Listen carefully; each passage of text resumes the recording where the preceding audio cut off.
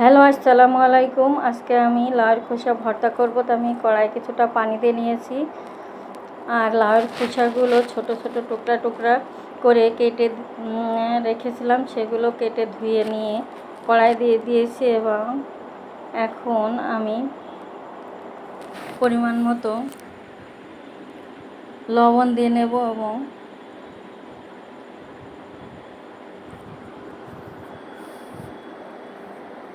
কিছুটা হলুদের গুঁড়া দিয়ে নেব।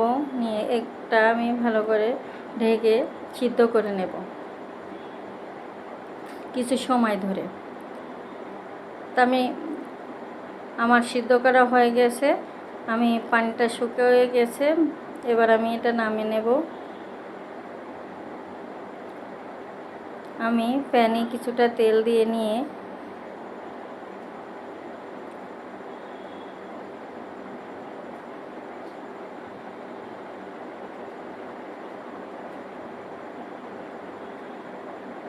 কয়েকটা রসুনের কোয়া দিয়ে নেব,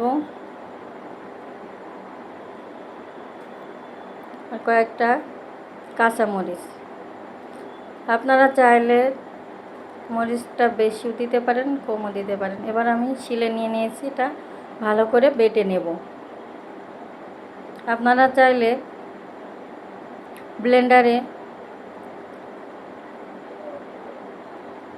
এটা করে নিতে পারেন, কিন্তু আমার শিলপাটায় এটা বেটে নিলে মনে হয় এটা বেশি স্বাদ লাগে, তাই আমি শিলপাটায় বেটে নিচ্ছি।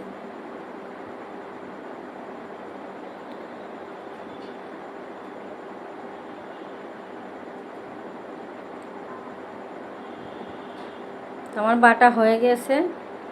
এবার আমি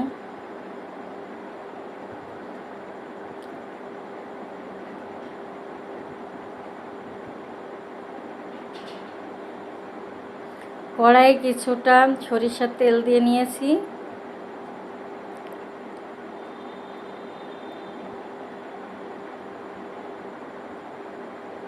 এবার কিছুটা পরিমাণ পেঁয়াজ কুচি,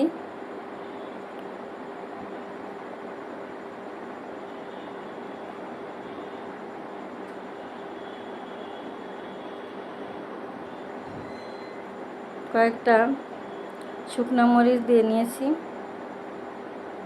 এটা বাদামি কালার করে ভেজে নেব।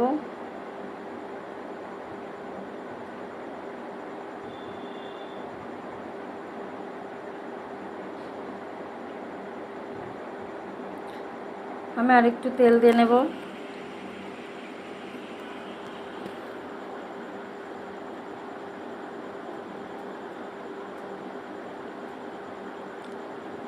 আমি কিছুটা কালো জিরা দিয়ে নিয়েছি। কালো জিরাটা দিলে খেতে খুব ভালো লাগে।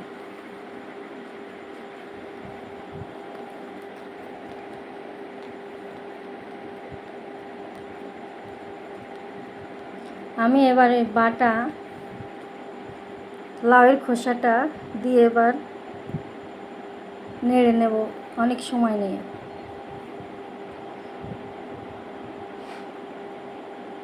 এই ফেলে দেওয়ার জিনিসটা এত স্বাদ লাগে। আমি একটু ধনিয়া গুঁড়া দিয়ে দিয়েছি, ধনিয়া পাতা গুঁড়া। আমার কাছে কাঁচা ধনিয়া পাতা ছিল না, তাই আমি ধনিয়া পাতা গুঁড়াটা দিয়ে ব্যবহার করেছি। দেখুন কত সুন্দর হয়েছে। এটা খেতে এত মজা লাগে, গরম ভাতে খেলে এক প্লেট ভাত খেয়ে নিতে পারবেন আপনারা। তা আপনারা বাসায় অবশ্যই এই লাউয়ের খোসা, আমরা তো ফেলেই দিই, এটা একদিন করে খেয়ে দেখবেন যে কতটা ভালো লাগে খেতে। তা আমাকে অবশ্যই জানাবেন কমেন্টস।